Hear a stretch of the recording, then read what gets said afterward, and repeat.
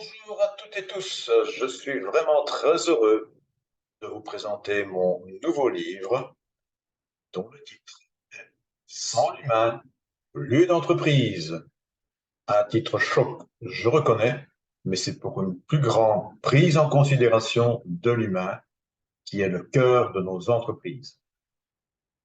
Et je commencerai cette présentation par des remerciements.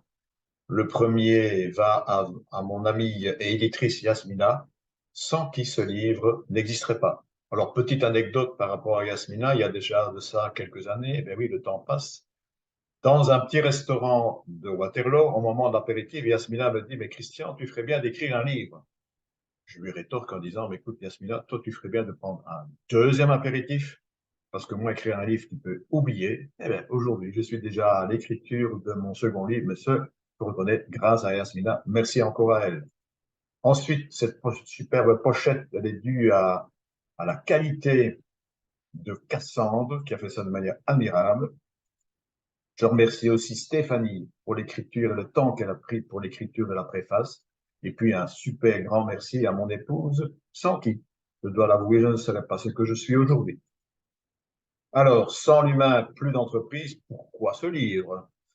Ben, c'était pour moi la suite logique après l'écriture de livres sous les émotions. Apprenez à démêler vos émotions. C'est d'ailleurs par le sujet des émotions sur le travail que débute ce second livre pour aborder ensuite celui de l'intelligence émotionnelle et des compétences émotionnelles. Pourquoi ce livre? L'humanité est devenue centrale au sein de l'organisation. Malheureusement, on assiste de plus en plus à une forme de déshumanisation, de véritable accélérateur par rapport à ce phénomène. C'est la multiplication des technologies d'information. C'est le passage du Covid. C'est l'hybridation du travail, télétravail présentiel. C'est toujours plus d'urgence.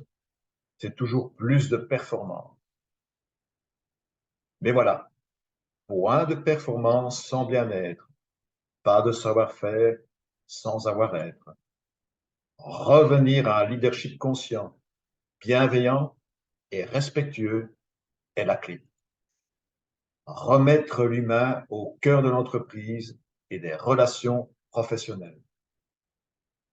À l'heure où le bien-être et l'épanouissement sont devenus des piliers de la gestion des richesses humaines, un accent particulier doit être mis sur les compétences émotionnelles, à la fois des managers, mais aussi des membres de l'équipe.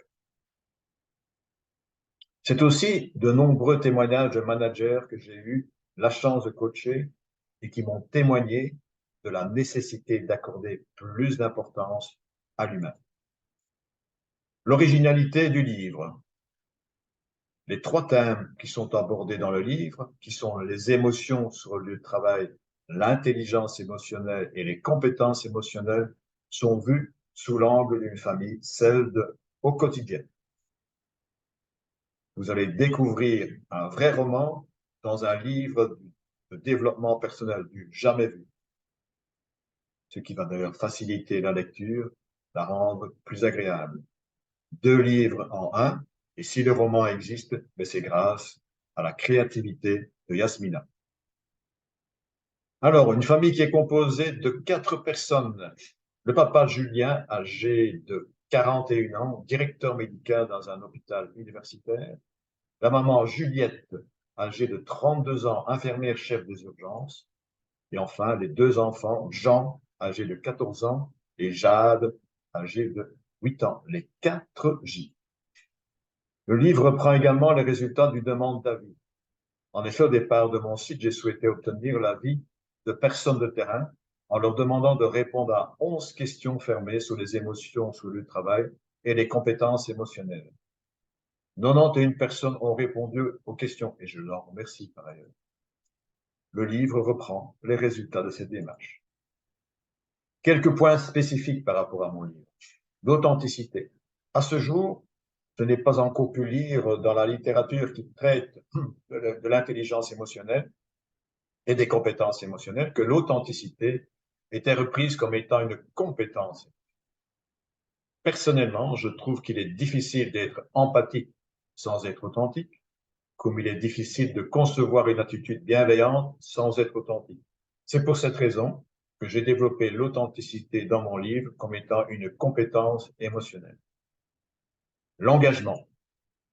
En développant la compétence émotionnelle de la bienveillance, j'ai découvert qu'elle avait un impact essentiel dans l'engagement, ce qui m'a donné l'envie d'en savoir plus et de trouver à cet effet les résultats d'une étude menée par la société Gallup.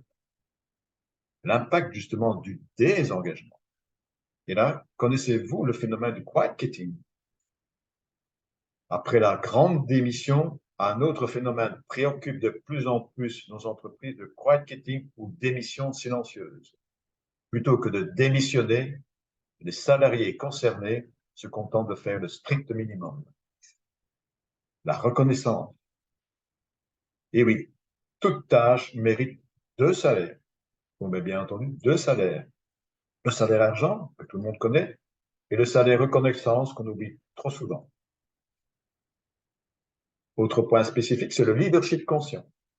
Encore un sujet qui n'est pas repris dans la liste des compétences émotionnelles et qui pourtant, basé sur la pleine conscience, le leadership conscient, est pour moi une compétence transversale au même titre que l'authenticité.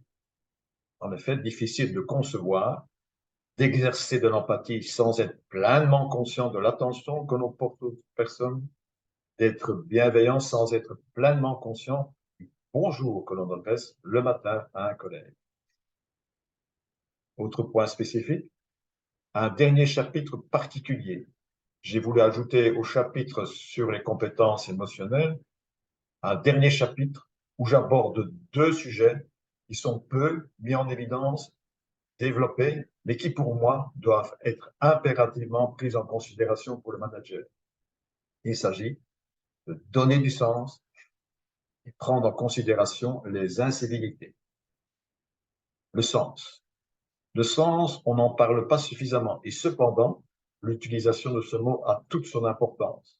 Lors de mes séances de coaching, j'ai été plusieurs fois interpellé par des cadres à ce sujet qui trouvaient qu'introduire la notion de sens était pour eux très important. De plus, j'ai découvert que le manque de sens pouvait être à l'origine du burn-out, c'est-à-dire une baisse de l'engagement, résultant justement d'une perte de sens, d'un manque de compréhension du pourquoi de la mission et d'une absence de mise en perspective des tâches. L'aspect des incivilités. Eh oui, je n'avais personnellement pas conscience de l'impact des incivilités sur le travail. Vous trouverez à cet égard les résultats d'une étude réalisée par l'IS, un cabinet français spécialisé en management des risques psychosociaux et qualité du travail. Autre point spécifique, sont pris dans le livre de nombreux résultats de recherche et d'études et aussi des témoignages de mes expériences de coaching. Et je vous annonce déjà un cadeau. Pendant au moins une période de 15 jours, les personnes qui auront acheté le livre bénéficient gratuitement d'un test d'évaluation des compétences émotionnelles d'une valeur de 20 euros, ainsi que d'une séance de 2 heures de coaching d'une valeur de 100 euros. Au total, un cadeau de 120 euros. Voyons un peu les différents thèmes qui sont abordés dans le livre. Et le premier, c'est les émotions sur le lieu de travail. Quand nous nous rendons sur notre lieu de travail, nous ne laissons pas notre cerveau émotionnel chez nous. On emporte sur le lieu de notre travail l'intégralité de notre cerveau et par conséquent, toutes les bonnes et mauvaises situations vécues avant notre arrivée. On doit constater que les émotions ne sont pas si futiles que cela et qu'elles peuvent même s'avérer précieuses au travail comme ailleurs. On sait aujourd'hui que nos émotions sont un levier essentiel de la motivation, de l'énergie, de l'engagement et de l'efficacité. On entend encore malheureusement très souvent de la part de nombreux managers qu'il n'y a pas de place pour les émotions sur le travail.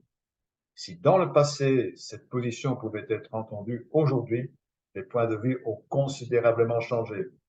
Les résultats d'ailleurs de la demande d'avis le confirment. Les cadres conscients savent qu'ils travaillent avant tout avec des êtres humains à part entière. Il est donc important d'exprimer nos émotions sur notre lieu de travail, à apprendre à bien les communiquer, à les exprimer. L'intelligence émotionnelle. Selon le Forum économique mondial, le Future of Job Report de 2018, l'intelligence émotionnelle sera l'une des compétences les plus importantes en 2022. Selon de nombreux acteurs du management, le XXIe siècle est celui de l'intelligence émotionnelle. Il est donc indispensable d'acquérir et de développer des compétences émotionnelles afin d'accroître notre intelligence émotionnelle et ainsi notre quotient émotionnel. Deux témoignages sur l'importance de cette intelligence émotionnelle. Je commencerai par celui de Sana Baraoui, qui est docteur en communication, consultante et formatrice en relations humaines, et qui dit: au quotidien, le défi est de gérer en permanence des personnes ayant des cadres de référence, des croyances et des perceptions différentes, générant ainsi des émotions multiples et diverses et des comportements parfois imprévisibles. C'est donc pour elle toute l'importance de renforcer l'intelligence émotionnelle de tous les acteurs afin qu'ils puissent intervenir sur leurs réactions émotionnelles. C'est bien sûr le témoignage de la personne de référence, le psychologue américain Daniel Goleman, qui souligne que les personnes qui sont capables de contrôler leurs émotions, de faire preuve d'enthousiasme et d'empathie, connaissent des résultats largement supérieurs en termes professionnels. Il dit aussi: le quotient intellectuel n'est nullement la seule composante des réussites professionnelles. L'intelligence cognitive ne nous prépare pas suffisamment à gérer les états émotionnels. Un dernier message qui suscite l'intérêt à développer notre intelligence émotionnelle. Renforcer celle-ci est un apprentissage qui s'installe au fil de l'expérience humaine. Chaque être a des ressources pour développer ses compétences émotionnelles et pour mieux maîtriser ses émotions. Le thème des compétences émotionnelles, l'indispensable à acquérir, à développer si l'on veut améliorer notre intelligence émotionnelle et accroître notre quotient émotionnel. Les compétences émotionnelles ne sont pas des talents innés, mais plutôt des capacités acquises que l'on peut développer. Apprendre l'art de jongler avec les émotions nous permettra de nous adapter à toutes les situations et de naviguer dans une société toujours plus complexe. 10 compétences émotionnelles sont développées dans mon livre. Celles qui sont tournées vers soi, c'est-à-dire la connaissance et la conscience de soi, la confiance en soi, la maîtrise de soi et la motivation. Celles qui sont tournées vers les autres, l'empathie, la bienveillance, l'authenticité, l'esprit d'équipe, la reconnaissance et le leadership conscient. Je vous rappelle 2 livres. En effet, le premier, Apprenez à démêler vos émotions, le tout nouveau, et je vous invite aussi à voir sur mon site un blog où il y a énormément d'articles. Alors, un rappel bien sûr du cadeau, toujours pendant la période de 15 jours. Les personnes qui auront acheté le livre bénéficieront gratuitement d'un test d'évaluation sur les compétences émotionnelles, une valeur de 20 €, une séance de coaching de 2 heures de 100 €, soit un cadeau au total de 120 €. Alors, intéressé par le livre, il vous suffit de se rendre sur mon site et vous trouverez au bas de la page Acheter mes émotions, vous cliquez. Acheter, pardon, mes livres, vous cliquez. Et d'ailleurs, et alors, bonne découverte. Et je terminerai, comme à chaque fois, par cette belle phrase de Voltaire: j'ai décidé d'être heureux, c'est bon pour la santé. Merci de votre écoute et à la prochaine.